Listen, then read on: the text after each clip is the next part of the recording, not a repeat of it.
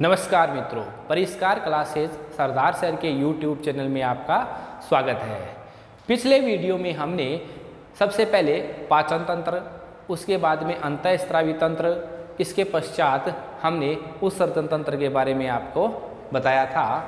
ये तीनों ही महत्वपूर्ण तंत्र है एग्ज़ाम की दृष्टि से, चाहे वो रिट का हो, चाहे वो पटवार का हो, चाहे वो अन्य किसी भी प्रकार का रेलवे के एग्ज़ाम हो, उनके लिए सब में से ये महत्वपूर्ण प्रश्न है वो इस तंत्रों में से ज़रूर बनते हैं। इसके पश्चात आपको मैं अपना जो आगे वाला जो महत्वपूर्ण जो तंत्र है वह है कंकाल तंत्र। कौन सा तंत्र? कंकाल तंत्र। कंकाल तंत्र एक वह तंत्र होता है जो मनुष्य के महत्वपूर्ण तंत्रों में से आता है। कंकाल तंत्र मनुष्य को सहारा प्रदान करता है, आलंबन प्रदान करता है। इसके साथ साथ मनुष्य के शरीर को निश्चित आकृति प्रदान करता है। मनुष्य शरीर के अंदर गति प्रदान करने में सहायक होता है। मनुष्य का जो कंकाल तंत्र है वह मुख्यतः दो प्रकार का होता है। एक होता है बाह्य कंकाल। कौन सा कंकाल? बाह्य कंकाल। और एक होता है अंतः कंकाल। अंतः कंकाल। तो मनुष्य के कंकाल तंत्र है वह एक महत्वपूर्ण तंत्रों में से होता है। कौन कौन सा? एक तो बाह्य कंकाल और एक अंतः कंकाल। ये जो बाह्य कंकाल है यह पूर्ण रूप से शरीर से बाहर या आंशिक रूप से बाहर होता है। अब जैसे हम देखते हैं मनुष्य के अंदर की बात करें तो मनुष्य में यह अधिचर्म तथा चर्म से निर्मित होता है। किससे निर्मित होता है? अधिचर्म और चर्म से निर्मित होता है बाह्य कंकाल। मनुष्य के अंदर हम देखते हैं जैसे बाल या रोम, इसके साथ नाखून, ये किसके उदाहरण हो जाएंगे? मनुष्य के बाह्य कंकाल के हो जाएंगे। इसके साथ साथ पक्षियों में देखते हैं, पक्षियों में पंख किसके उदाहरण हैं? बाह्य कंकाल के उदाहरण हैं। इसके साथ साथ हम देखते हैं जो सर्प है, सर्प के अंदर क्या पाए जाते हैं? एक तो आपके ये उपत्वचा कह सकते हैं इसको, या इसके जो सल्क होते हैं, क्या होते हैं? सल्क, वो किसके उदाहरण हो जाएंगे? ये। इसके साथ साथ मछलियों में भी क्या पाए जाते हैं? सल्क पाए जाते हैं।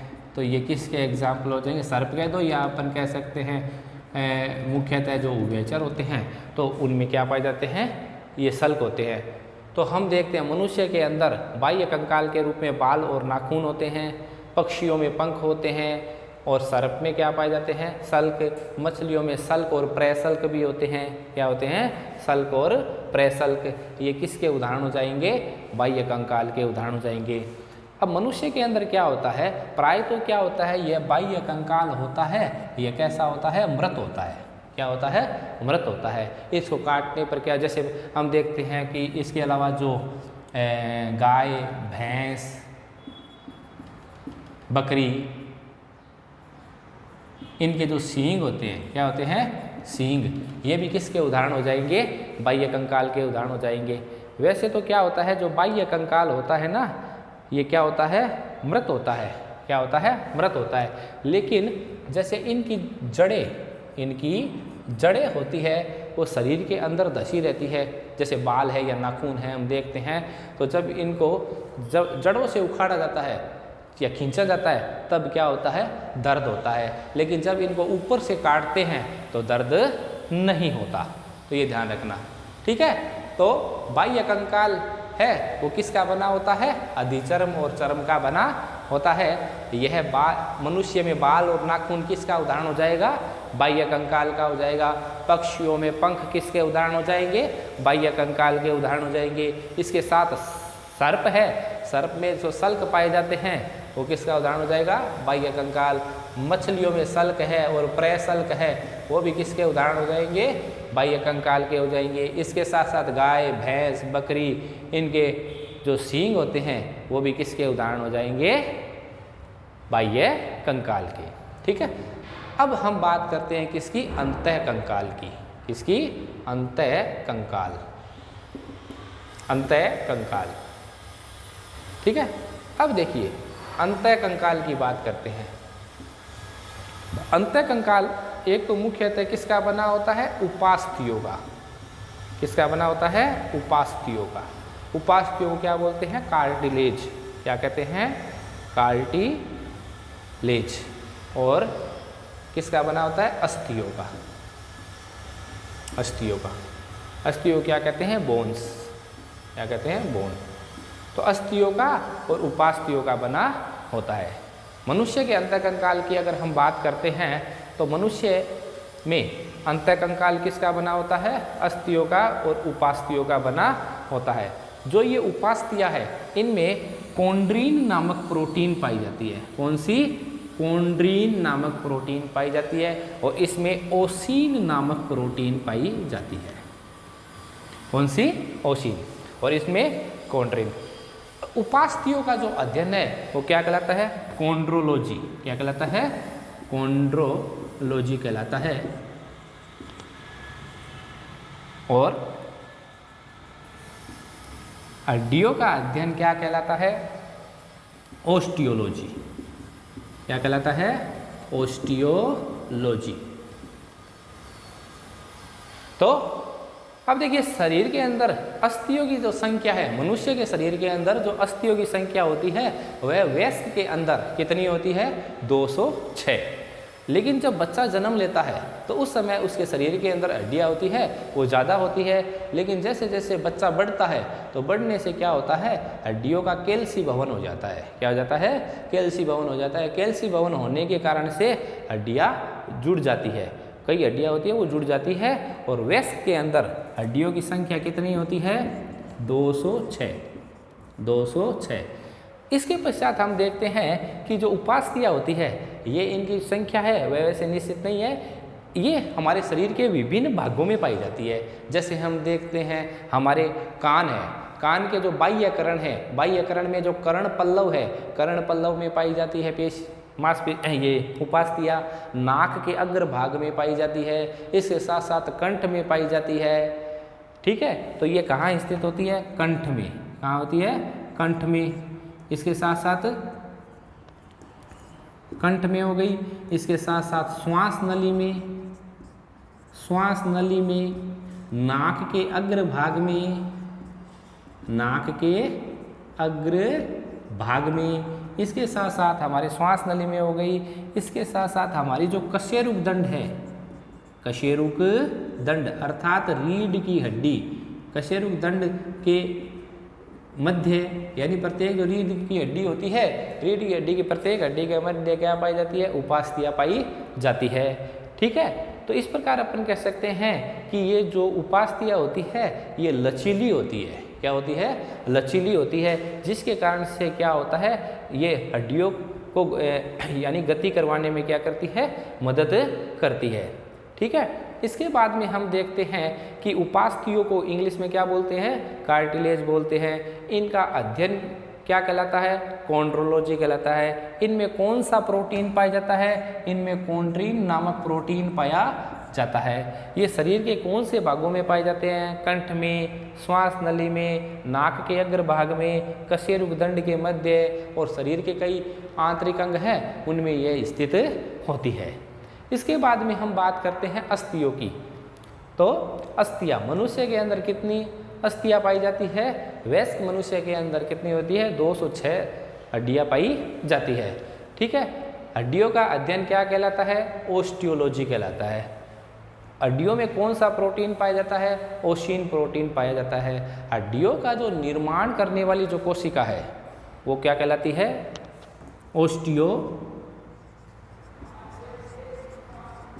ओस्टियोसाइट। ओस्टियोसाइट। ओस्टियोसाइट कोशिका क्या करती है? हड्डियों का निर्माण करती है। अब देखिए कई बार एक प्रश्न आता है कि हेवर्सियन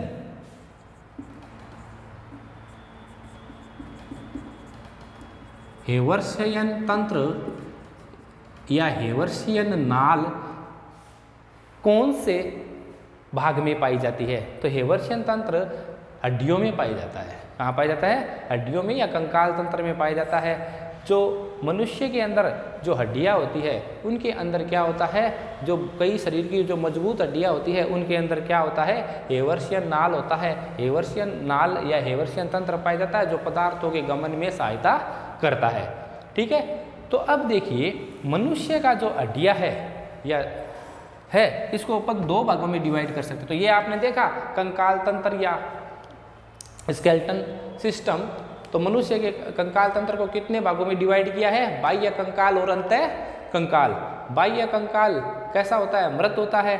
ठीक है, लेकिन इनकी जड़ें, बाह्य कंकाल की जड़ें होती है वो त्वचा के अंदर धसी रहती है, जिसके कारण जब इनको क्या किया जाता है? खींचा जाता है तो दर्द महसूस होता है।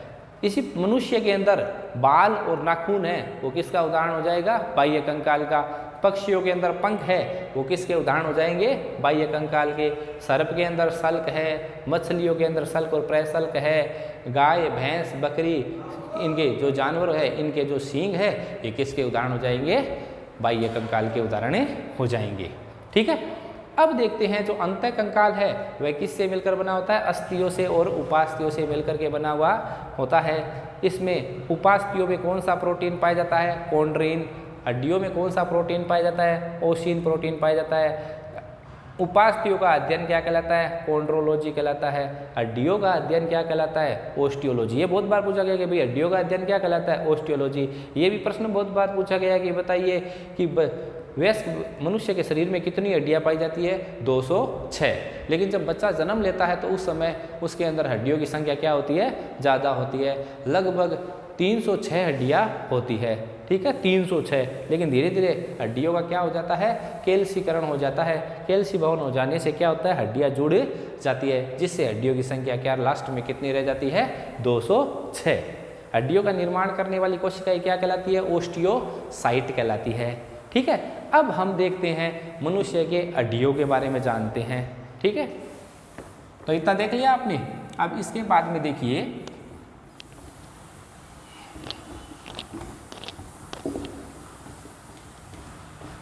अस्थियां।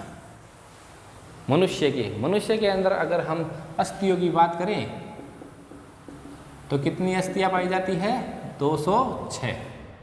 206। अब देखिए ये 206 हड्डियां है, इनको हम दो भागों में विभाजित कर सकते हैं। एक तो होती है अनुबंधीय कंकाल और एक होता है अक्षीय कंकाल। अनुबंधीय कंकाल और एक हो गया अक्षीय कंकाल। दो भागों में इसको विभाजित कर सकते हैं। तो जो अनुबंधीय कंकाल है इसमें कितनी हड्डियाँ आती है? 126 हड्डियाँ आती है। बाकी कितनी बच गई? 80। तो 80 हड्डियाँ किस में आती है? अक्षीय कंकाल में 80 हड्डियाँ आती है। ठीक है, तो ये हड्डियों के बारे में हमने जाना था। अब देखिए ये जो अनुबंधीय कंकाल है इसमें कितनी हड्डियाँ है? 126। और अक्षीय में कितनी है? 80 हड्डियाँ। अब देखिए जो अनुबंधीय कंकाल है इसमें हाथ, एक तो क्या आएगा? हाथ, एक क्या आएगा? पैर। हाथ, पैर, अंश मेखला और श्रोणी मेखला, इतने आएंगे।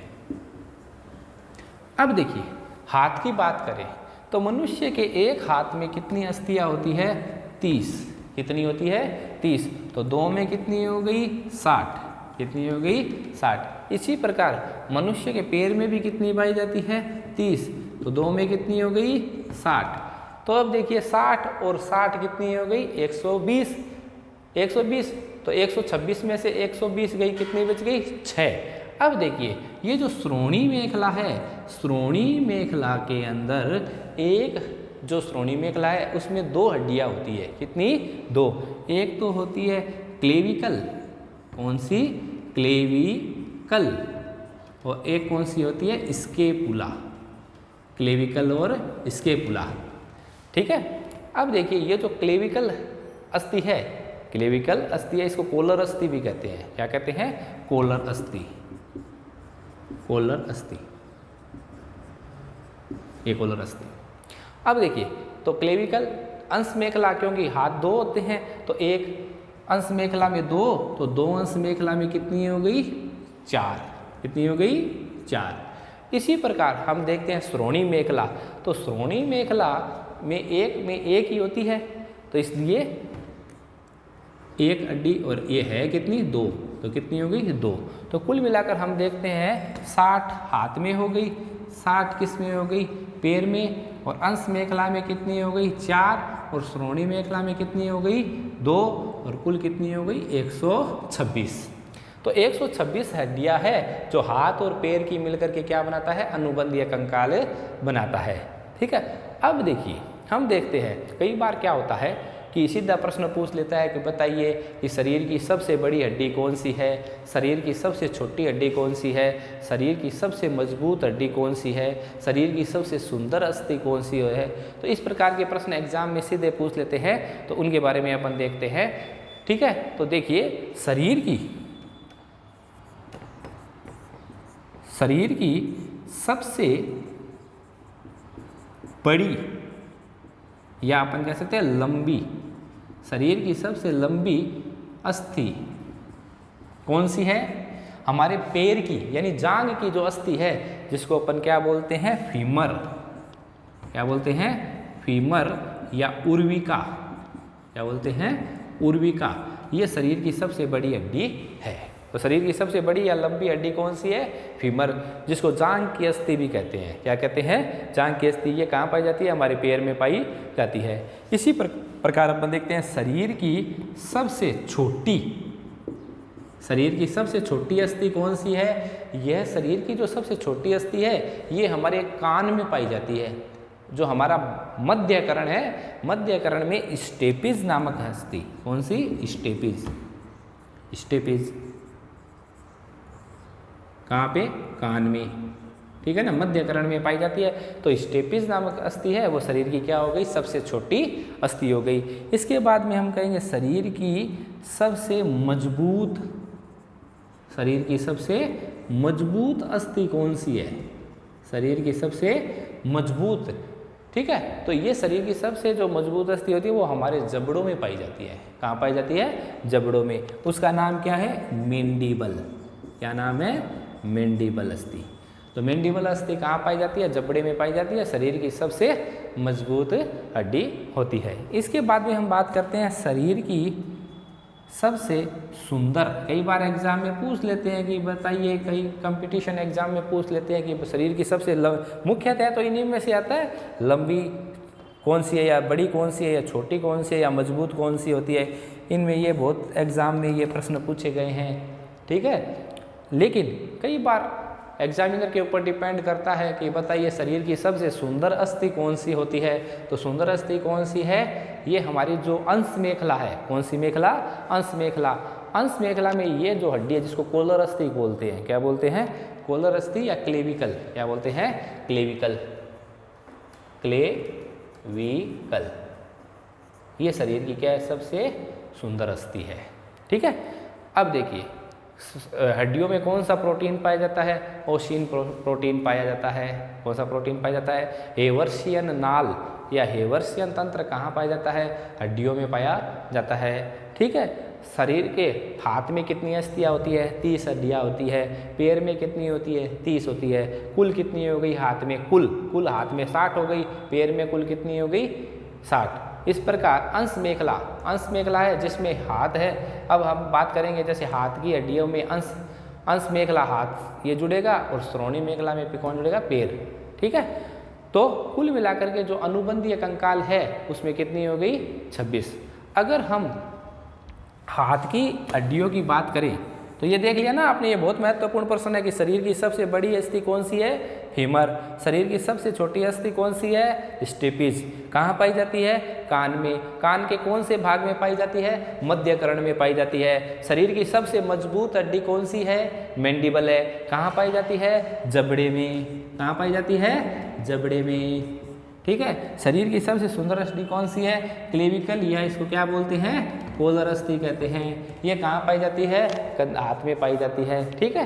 तो ये महत्वपूर्ण प्रश्नों में से हैं। इसके पश्चात हमने देखा था दूसरा जो कंकाल आता है वो कौन सा आता है, अक्षीय आता है। इससे पहले हम देखते हैं हाथ और पैर की जो हड्डियां है उसके नाम भी कई बार एग्जाम में पूछ लेते हैं, उनके बारे में देखते हैं। तो ये आपको समझ में आ गया। अब आगे चलते हैं। ये जो हाथ है तो हाथ में कुल कितनी हड्डियां है, 30।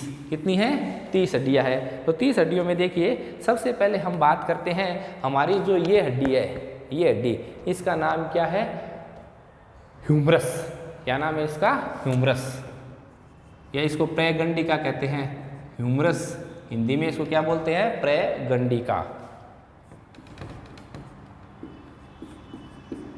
तो ये ह्यूमरस हो गई। ये कितनी पाई जाती है, एक हाथ में एक। इसके बाद में ये हम किसके लिख रहे हैं, हाथ, या इसको अग्र पाद भी कहते हैं। ठीक है, तो ह्यूमरस या प्रगंडिका। तो देखिए ह्यूमरस एक हो गई। इसके बाद में ये हड्डी आती है, यहाँ पर 2 हड्डियाँ होती है। कितनी होती है, 2। एक होती है रेडियस, एक होती है अल्ना। एक रेडियस, एक अल्ना। तो लेकिन दोनों जॉइंटेड होती है, तो रेडियस और अल्ना, एक रेडियस होती है और एक अल्ना होती है। ये दोनों इस प्रकार जुड़ी रहती है। जैसे ये रेडियस हो गई तो इसको सहारा प्रदान करने के लिए कौन सी हो गई, अल्ना। तो ये रेडियस हो गई, ये कौन सी हो गई, रेडियस, और ये कौन सी हो गई, अल्ना। तो रेडियस और अल्ना। इसके बाद हम बात करते हैं किसकी, यहाँ कलाई की या मणिबंध की बात करते हैं, जिसको क्या बोलते हैं, कार्पल्स। क्या बोलते हैं, कार्पल्स। तो कार्पल्स में कितनी हड्डियाँ पाई जाती है, 8 हड्डियाँ पाई जाती है। कितनी पाई जाती है, 8 हड्डियाँ होती है। इसके बाद में हम बात करते हैं मेटाकार्पल्स। यहाँ तो कार्पल्स यहाँ होती है, ये 2 लाइनों में होती है। कितनी लाइनों में होती है, जैसे ये रेडियस और अल्ना है, ये रेडियस हो गई और ये अल्ना हो गई। तो यहाँ पर 3 एक पंक्ति में होती है और 5 एक पंक्ति में होती है। तो कुल मिलाकर के कितनी हो गई, 8। तो कार्पल्स हो गई। ठीक है, इसके बाद में हम बात करते हैं पंजे की। इसको बोलते हैं मेटाकार्पल्स। क्या बोलते हैं, मेटाकार्पल्स। तो मेटाकार्पल्स में कितनी हो गई, 5। कितनी हो गई, 5। इसके बाद में अंगुलास्थिया आती है। क्या आती है, अंगुलास्थिया। अंगुलास्थिया, या इसको फ्लेंजेस बोलते हैं।